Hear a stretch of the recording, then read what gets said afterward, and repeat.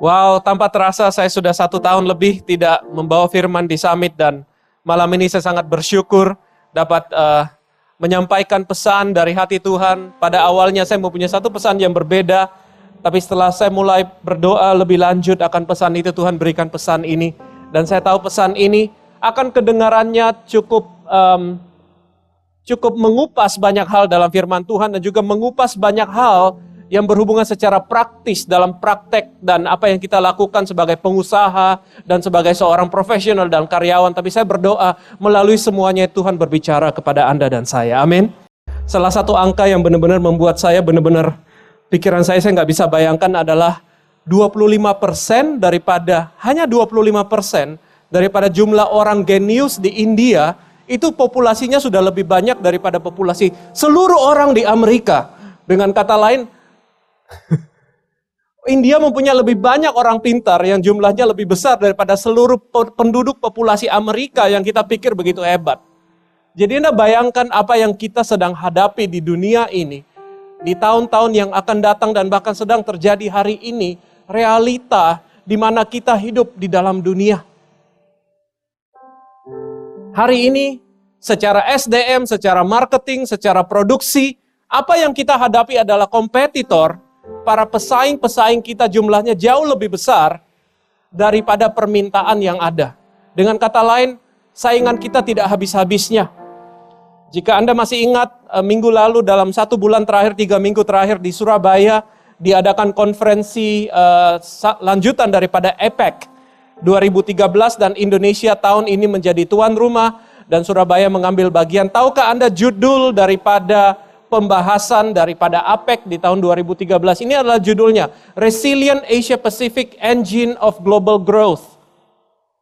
Ini adalah judul yang dibahas oleh negara-negara menteri perdagangan dari negara-negara di Asosiasi Asia dan Pasifik Economic Community. Apa artinya Asia Pasifik sebagai engine, mesin daripada pertumbuhan global? Terjemahan secara sederhana bagi Anda adalah seperti ini, Anda dan saya. Di seluruh dunia, di negara-negara baju, orang-orang udah berhenti membelanjakan uangnya. Orang-orang sudah mulai tidak dapat berbelanja seperti dulu lagi. Oleh karena itu, pertumbuhan ekonomi yang selama ini dialami oleh dunia, yang didasarkan atas belanja atau pengeluaran uang dari konsumer, tidak dapat berlangsung lagi di negara-negara G7, negara-negara maju, tapi berpindah ke Asia Pasifik. Mengapa tahun ini Indonesia adalah tuan rumah daripada APEC 2013? Karena salah satu mesin penggerak ekonomi dunia dipercayakan kepada Indonesia. Mengapa dipercayakan pada Indonesia? Karena Indonesia adalah salah satu daripada sedikit negara di dunia ini di mana warganya masih suka belanja. Masih rajin konsumsi, masih konsumtif. Penjualan mobil tidak pernah turun, naik terus. Penjualan tanah tidak pernah turun, naik terus. Penjualan rumah, penjualan segala hal. Penjualan makanan, mamin, dan lain-lain. Oleh karena itu mereka melihat, wow, orang Indonesia ini masih kaya. Jadikanlah Indonesia mesin daripada pertumbuhan global ke depan. Dan Anda dan saya berada pada hari ini, tahun ini, di Indonesia bukan karena kebetulan. Tuhan telah menetapkan kita berada di tengah-tengah dunia yang begitu kompetitif, tapi ada di dalam suatu lingkungan di mana Tuhan mempunyai rencana yang khusus bagi kita, Anda dan saya. Dan di tengah-tengah dunia seperti itu, Tuhan ingin membangkitkan Anda dan membangkitkan saya untuk menjadi saksi bahwa Dia adalah Tuhan yang berkuasa, lebih berkuasa daripada siklus ekonomi, lebih berkuasa daripada pemerintah-pemerintah yang luar biasa. Dia yang sanggup untuk mengangkat kita untuk menjadi terang di dalam dunia ini sebagai pengusaha dan sebagai karyawan dan sebagai profesional. Jika Anda percaya itu, beri tepuk tangan pada Tuhan. Oleh karena itu firman hari ini banyak berbicara tentang hal itu. Apa yang Dia ingin kita lakukan supaya kita dapat responi apa yang Dia rindukan di dalam hati Dia untuk melihat kita diangkat menjadi terang itu di tengah-tengah keadaan dunia yang begitu luar biasa hari ini. Mari kita buka bersama di kitab Ulangan pasal 4 ayat 5 sampai 9, karena pada saat saya membaca itu Tuhan menaruh sesuatu yang luar biasa, pengertian yang saya mengerti dan saya tidak menyangka begitu sambung dengan banyak hal yang saya akan bukakan kepada Anda hari ini. Sudah saatnya kita menganggap apa yang Tuhan ingin bukakan pada kita bukan hanya untuk sekedar menguatkan kita setelah kita keluar daripada saat ini, tapi untuk kita pakai sebagai patron, kita pakai sebagai acuan supaya Tuhan dapat bekerja dan menguatkan kita dan membangkitkan kita, dan supaya kita dapat menjadi lebih luar biasa di dalam Tuhan. Amin. Saya berdoa Anda menyingkapi ini dengan serius. Saya berdoa Tuhan membuka hati Anda. Saya berdoa Roh Kudus menguatkan Anda, memberi pengertian yang lebih dalam daripada apa yang saya bisa sampaikan. Rasanya begitu banyak yang saya mau sampaikan. Mari kita baca dari Ulangan pasal 4 ayat 5 sampai 9. Ayat 5 dikatakan, ingatlah, dan saya tidak akan baca semuanya, saya akan baca ayat per ayat dan saya akan jelaskan. Di ayat 5 dulu, ingatlah, aku telah mengajarkan ketetapan dan peraturan kepadamu, supaya seperti yang diperintahkan kepadaku oleh Tuhan. Ini katanya Musa. Seperti yang diperintahkan kepadaku oleh Tuhan Allahku, supaya kamu melakukan yang demikian di dalam negeri yang kamu masuki, yang akan kamu masuki untuk mendudukinya. Saya akan berhenti di situ sebentar.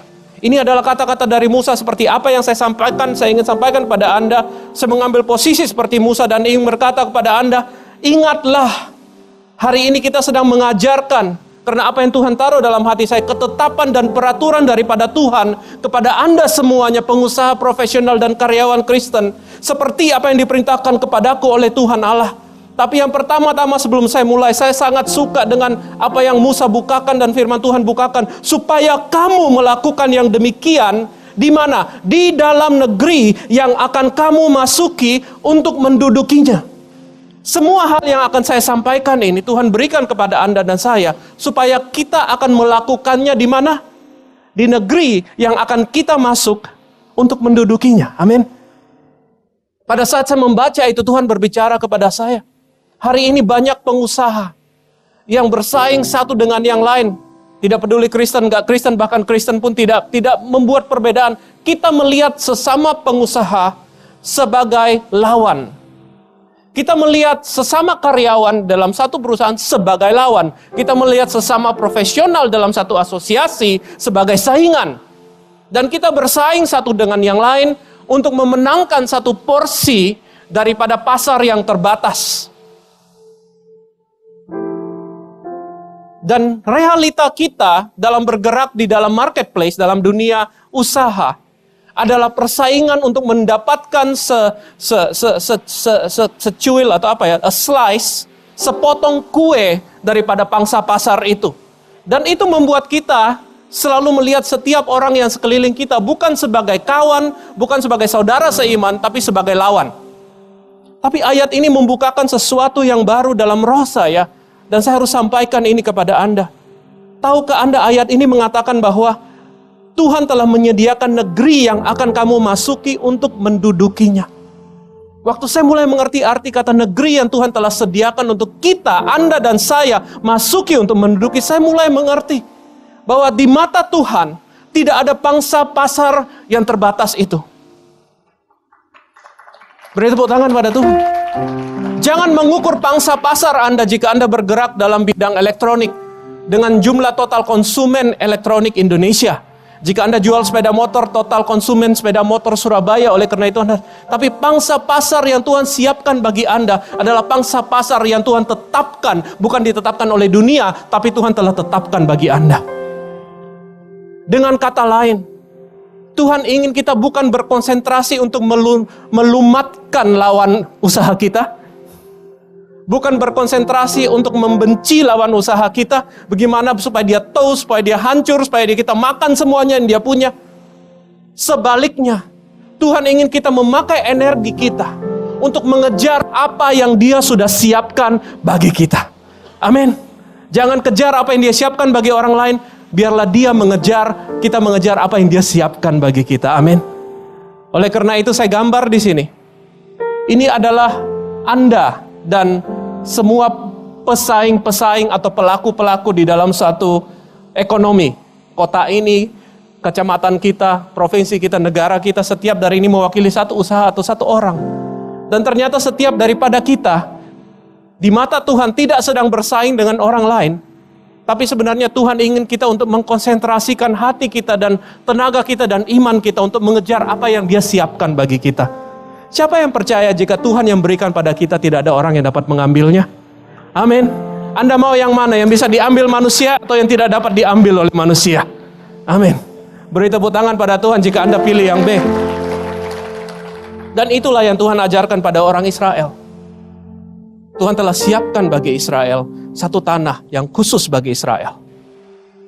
Dan tanah itu bukan disiapkan oleh orang Israel tapi Tuhan. Kemudian di ayat 6 dikatakan, lakukanlah itu, nanti apa yang diajarkan dan peraturan itu dengan setia, di ayat 6, sebab itulah yang akan menjadi kebijaksanaanmu dan akal budimu di mata bangsa-bangsa yang pada waktu mendengar segala ketetapan ini akan berkata, memang bangsa yang besar ini adalah umat yang bijaksana dan berakal budi. Sebab bangsa besar manakah yang mempunyai Allah yang demikian dekat kepadanya seperti Tuhan Allah kita setiap kali kita memanggilnya, setiap kali kita memanggil kepadanya. Waktu saya baca itu hati saya bergejolak, seakan-akan Tuhan berkata, jika Tuhan berkata ini pada orang Israel, bangsa mana yang punya Tuhan seperti aku? Aku ingin katakan pada Anda, pengusaha mana yang punya Tuhan seperti Yesus atas engkau? Orang mana di tempat kerja Anda yang punya Tuhan yang begitu hidup, yang saat Anda memanggil tidak pernah jauh tapi dekat, yang bersama dengan engkau di tempat kerjamu? Amin. Mari kita mulai melihat, kita ini adalah orang-orang yang dispesialkan oleh Tuhan. Ada amin di tempat ini? Katakan pada kiri kanan Anda, bangsa besar mana? Bangsa besar mana? Usaha besar mana yang punya Tuhan seperti yang aku punyai dalam usahaku?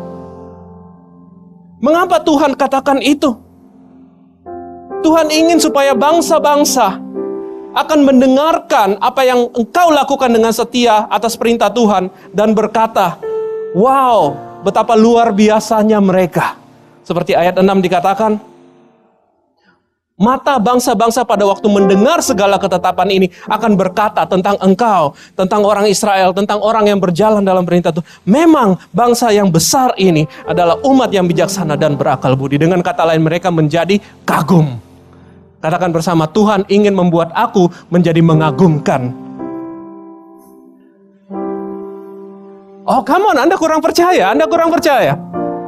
Anda kurang percaya, katakan lagi, Tuhan ingin membuat aku menjadi mengagumkan.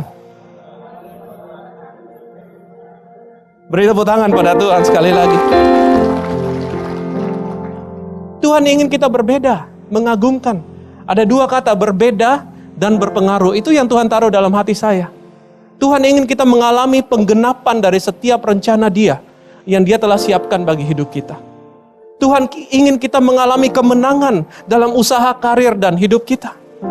Tuhan ingin dalam melakukan semuanya itu, kita tidak sama dengan dunia, dan kita lebih baik dari dunia. Katakan, lebih baik daripada dunia. Dunia dengan kata lain, dunia dalam istilah ini bukan Anda dan saya, kita juga dalam dunia, tapi orang yang tidak kenal Tuhan. Amin. Tuhan ingin kita lebih baik. Dan Tuhan ingin kita membawa pengaruh surga kepada dunia. Dengan kata lain, jika kita semuanya sama dengan semua orang yang tidak kenal Tuhan berada di dalam dunia ini, kita mempunyai satu perbedaan. Yaitu apa? Kita punya ini di atas kita. Amin. Kita punya Tuhan di atas kita. Dan pada saat Tuhan ada di atas kita, sebelum ada Tuhan di atas kita, hubungan kita satu dengan lain adalah bersaing. Karena kita bersaing dengan kekuatan kita sendiri. Tapi pada saat ada Tuhan di atas kita, Dia ingin kita berpengaruh, Dia ingin kita berbeda. Ada satu kuasa daripada hadirat Tuhan di dalam hidup, usaha, dan pekerjaan kita yang akan mengalir keluar. Dan mengalir keluar. Dan mengalir keluar. Dan ada 3 hal yang di dalam manifestasi kuasa Tuhan yang Dia ingin curahkan pada saat Dia hadir di dalam bisnis kita, yang akan membuat perbedaan dalam diri kita sebagai seorang profesional atau karyawan, dan juga dalam usaha kita, dan dalam diri kita sebagai seorang pemimpin dalam bisnis yang kita sedang jalankan. Amin. Jadi ada 3 hal yang Tuhan ingin kita lakukan malam ini untuk membuat kita berbeda dari dunia, unggul, lebih unggul daripada orang tidak kenal Tuhan, dan berpengaruh untuk kemuliaan Tuhan. Katakan, perbedaan, keunggulan, dan pengaruh. Itu yang Tuhan sediakan bagi aku. Amin. Ayat 8, saya teruskan. Ini adalah rahasianya. Dari titik yang pertama, 1 dan 2. Di ayat 8 dikatakan, dan bangsa besar manakah yang mempunyai ketetapan dan peraturan demikian adil seperti seluruh hukum ini yang kubentangkan kepadamu hari ini. Sewaktu saya membaca ayat itu, saya menemukan Tuhan buka dua hal yang Dia ingin taruh di dalam usaha Anda dan pekerjaan Anda dan karir Anda dan dalam hidup saya dan pelayanan saya juga. Ada dua hal yang sangat penting yang akan mengalir daripada hadiratnya dalam hidup kita, dan saat kita melakukan itu, kita akan mempunyai pengaruh dan kita akan membawa dampak dan kita akan mulai menerima proporsi yang Tuhan siapkan kepada kita. Yang pertama adalah kata ketetapan. Katakan bersama, ketetapan. Di dalam bahasa asli, kata ketetapan adalah koke. Koke, bukan koloke ya, koke. Saya tahu Anda lapar sekarang, udah jam 8, Anda mikir koloke. Supaya Anda tidak lupa, kata pertama adalah koloke. Ya. Oh sorry, koke. Yaitu standar, katakan bersama, standar. Dengan kata lain, jika Tuhan memberi ketetapan, ketetapan daripada Tuhan adalah satu standar. Apakah standar itu? Standar adalah suatu level kualitas yang Tuhan pakai dan Tuhan ingin kita punyai untuk menjadi suatu pembanding kepada yang lain-lain dalam segala hal yang kita kerjakan.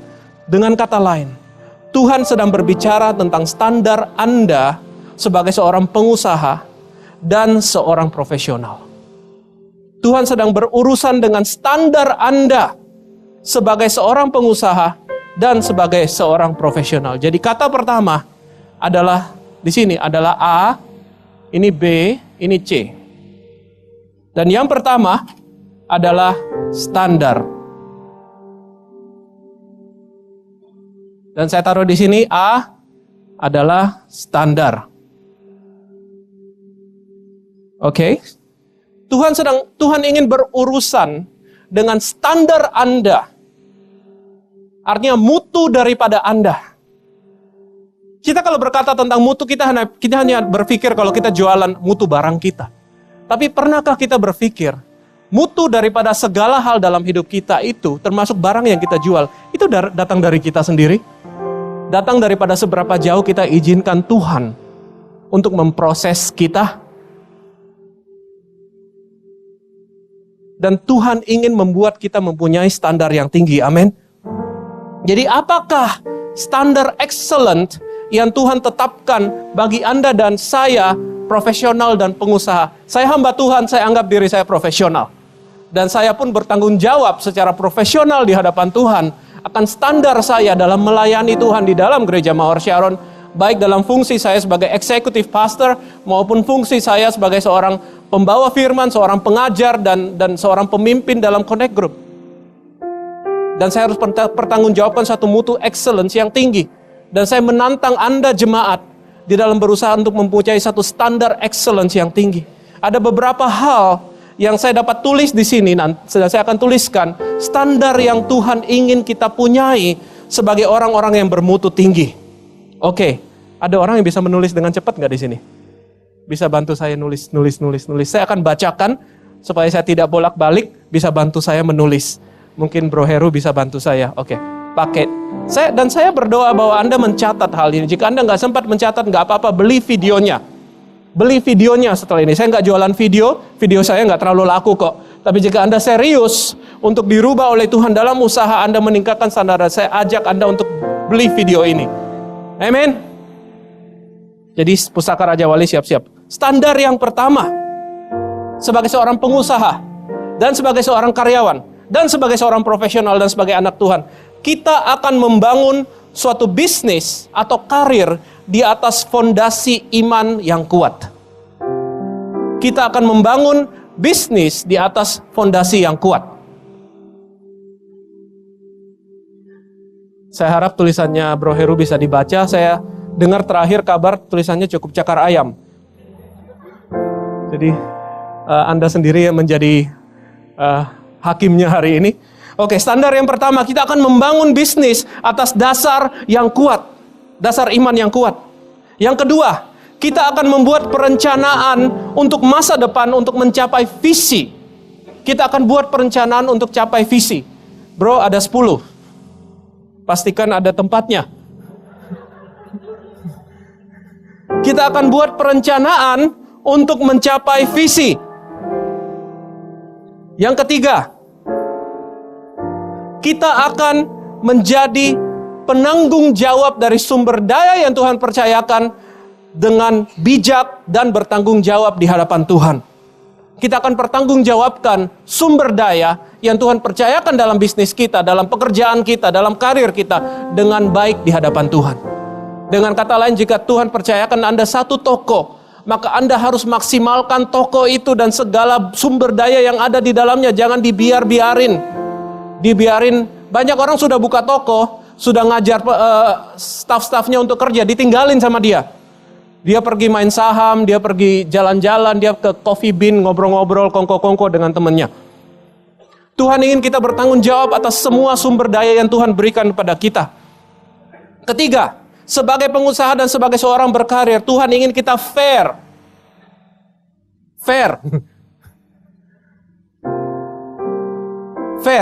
Fair secara harga dan fair dalam barang yang kita berikan selalu mempunyai nilai yang terbaik kepada orang yang membeli barang dan pelayanan kita.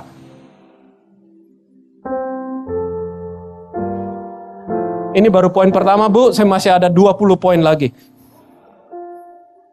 Jadi kita harus fair dalam harga barang yang kita berikan dan nilai barang yang kita berikan kepada orang yang membeli daripada kita. Harga barang dari barang dan pelayanan kita berikan.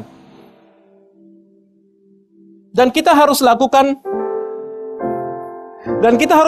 yang terbaik untuk mengembangkan produk dan pelayanan yang benar-benar menjawab kebutuhan orang-orang sekeliling kita. Pernahkah Anda berpikir bagaimana lagi usaha Anda dapat menjawab kebutuhan daripada orang sekeliling kita?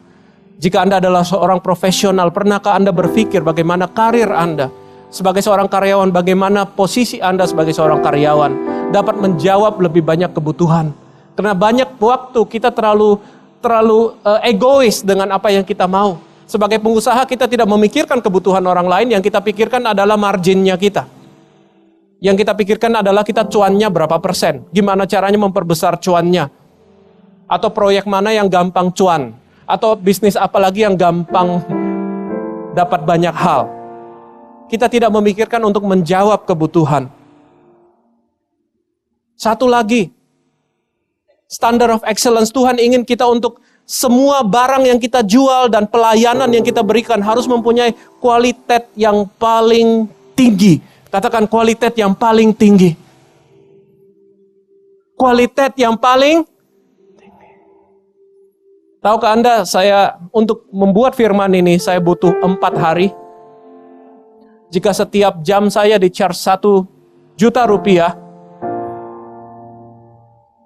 maka 4 hari jadi 36 jam, 48 jam, 48 juta rupiah harga firman Tuhan ini. Oke? Saya ingin memberikan kualitas yang lebih tinggi. Saya harap Anda mengerti cuman.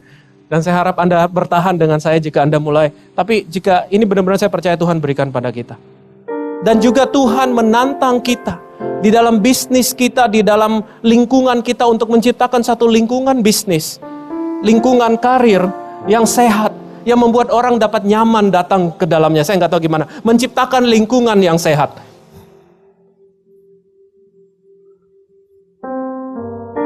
Oke, saya harap Anda mempunyai waktu untuk mencatat ini. Itu adalah beberapa hal yang Tuhan berikan kepada, dan setiap hal itu mempunyai ayat yang membackingi setiap poin yang saya berikan. Karena setiap poin yang saya berikan ini datang daripada ayat-ayat Alkitab. Dengan kata lain, setiap poin ini adalah Alkitabiah. Adalah standar excellence yang Tuhan ingin kita berikan. Amin, ada amin di tempat ini. Dengan kata lain, Tuhan ingin Anda sadar bahwa rencana Dia bagi Anda yang paling mendasar. Jika Anda bertanya, Tuhan, apa rencanamu bagi usahaku? Dengan sangat sederhana, Tuhan akan berkata kepada Anda dan saya, Tuhan berkata seperti ini, aku akan membuat engkau menjadi pengusaha, profesional, dan karyawan yang unggul. Ada amin? Tidak biasa-biasa, unggul. Amin. Pernahkah Anda sadari itu? Karena kita selalu cari kehendak Tuhan kan? Tuhan, apa kehendakmu? Sebenarnya waktu kita bilang kehendak Tuhan, pertanyaan kita sebenarnya gini, Tuhan, cara cuan lebih cepat itu yang mana? Atau supaya aku naik pangkat di kantorku gimana? Tapi Tuhan akan menjawab Anda malam ini. Tuhan berkata, jika engkau bertanya kehendakku akan usahamu, aku akan membuat usahamu, engkau menjadi pengusaha yang unggul.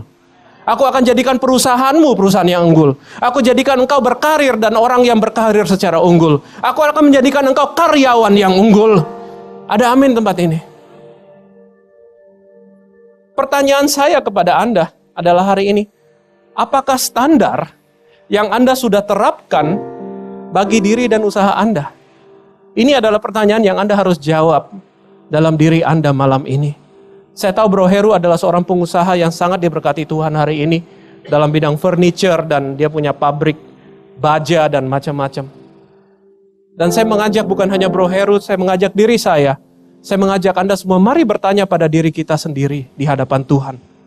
Bagaimana? Apakah standar yang kita sudah tetapkan di dalam usaha dan apa yang kita lakukan hari-hari ini di hadapan Tuhan? Pernahkah Anda berpikir tentang hal itu? Anda berkata, Pak Kaleb, toko saya toko kelontong, lebih kecil dari Alfamart. Saya ingin berkata pada setiap pemilik toko kelontong yang lebih kecil dari Alfamart hari ini, Tuhan ingin toko kelontongmu yang lebih kecil dari Alfamart itu untuk menjadi sangat-sangat excellent. Dan jika Anda bisa excellent akan satu toko kecil Alfamart, Tuhan berikan 2, 3, 4, 10, 20, 100 toko kecil yang lebih kecil dari Alfamart di dalam nama Yesus. Tapi Anda harus mulai sadar dulu dari hadapan Tuhan. Anda sedang terapkan nilai excellent yang seperti apa. Ada satu orang, Bro Heru sabar sebentar, kita akan masuk poin kedua sebentar lagi. Dan mulai nulis lagi. Ada satu orang namanya Du Won Chang. Du Won Chang pada usia yang sangat muda, 18 tahun, datang dari Korea Selatan. Dia pindah ke Amerika Serikat, di California. Dan Du Won Chang bekerja sebagai petugas di pom bensin. Jadi dia mompa bensin. Du Won Chang adalah seorang anak muda yang sangat takut akan Tuhan. Dan sewaktu dia bekerja pom bensin, dia berkata, Tuhan, aku mau berikan yang terbaik. Tuhan, ajar aku. Jalanmu adalah apa? Rencanamu adalah apa? Dan dia bersama istrinya bernama Jin Suk. Mereka berdoa. Dan satu hari, setelah beberapa tahun berdoa, Tuhan berbicara dalam hati kedua orang ini secara terpisah. Tuhan berkata, aku akan berikan engkau satu toko kecil. Dan mereka beriman. Dan mereka mulai membuka satu toko kecil di tahun 1984. Di Los Angeles. Ini adalah toko kecil yang mereka buka. Masih ada hari ini jika Anda ke situ di Jalan Figueroa dengan 57. 57th Street. Jika Anda ke LA, Figueroa itu daerah penuh orang Meksiko hari ini. Dan mereka membuka toko fashion. Toko yang menjual barang-barang baju-baju Korea dengan harapan orang-orang Korea di Amerika beli baju itu. Tapi mereka tidak hanya sekedar membuka toko, mereka mempunyai komitmen untuk benar-benar memuliakan Tuhan dan melakukan yang terbaik. Hari ini, sejak tahun 1984, 20 tahun kemudian, hari ini mereka mempunyai 500 lebih toko di USA, di Asia, di Eropa, dan di Timur Tengah. Nama toko mereka adalah Forever 21. Siapa yang tahu Forever 21 sini? Toko yang ada di Indonesia terdekat Forever 21 ada di Grand Indonesia, di Bundaran HI, di Jakarta. Dimulai oleh seorang anak muda yang tidak membayar harga yang terbaik. Dia menetapkan yang excellent. Dia memberikan yang terbaik. Dia takut akan Tuhan. Hari ini mempunyai 500 toko di seluruh dunia. Tahukah Anda setiap hari dia begitu kaya tapi dia belum berhenti kerja keras. Setiap hari dia mengeluarkan 400 desain baru. 400 desain baru. Jika Anda setiap hari disuruh urus 1 atau 2 proyek, Anda sudah mengeluh di hadapan Tuhan karena kolesterol Anda naik atau asam urat Anda naik. Orang ini mempunyai perusahaan dari ujung dunia ke ujung dunia dan setiap hari masih mempelajari 400 desain yang terbaru. Dan barang yang mereka jual adalah tidak ada lebih daripada $60 Amerika. Dengan kata lain, harganya tidak ada lebih daripada Rp600.000. Dan setiap hari ada barang yang baru, model yang paling baru dengan kualitas yang tinggi. Amin. Dan bukan hanya itu, dia tidak berhenti memuliakan Tuhan. Walaupun tokonya laris kayak kacang goreng barang yang dijual. Siapa yang sedang belanja ke Forever 21? Saya tahu istri saya senang. Dan kalau keluar selalu bawa kantong besar karena barangnya murah-murah. Ini pasar atom versi modern. Yang internasional. Tahukah Anda, setiap kantong plastik daripada Forever 21, saya perlihatkan kantong plastiknya. Ini kantong plastik Forever 21, mereka selalu memuliakan Tuhan. Di bawahnya ada cetakan Yohanes 3 ayat 16. Karena begitu besar kasih Tuhan pada dunia ini, dia karuniakan anaknya yang tunggal untuk mati bagi Anda, siapa yang percaya akan diselamatkan. Amin. Ini adalah satu hal yang luar biasa. Yang saya belajar dari hidup seorang yang sederhana, tapi mempunyai nilai excellent yang tinggi. Punya standar yang sangat tinggi. Dan Tuhan berkati dengan luar biasa. Amin. Poin yang pertama, Amsal 22:29 dikatakan ini. Dan saya ingin Anda simpan ini dalam hati Anda dengan baik-baik. Mengapa kita harus excellent? Mengapa kita harus mempunyai nilai excellent dalam usaha kita? Pernahkah engkau melihat orang yang cakap dalam pekerjaannya? Orang yang cakap yang akan pekerjaannya di hadapan raja-raja. Ia akan berdiri bukan di hadapan orang-orang yang hina. Ada amin di tempat ini. Siapa yang mau berdiri di hadapan raja-raja? Amin. Mari tingkatkan nilai excellent. Mari kita belajar apa yang kita sedang lakukan hari ini dan kita tingkatkan itu. Yang kedua,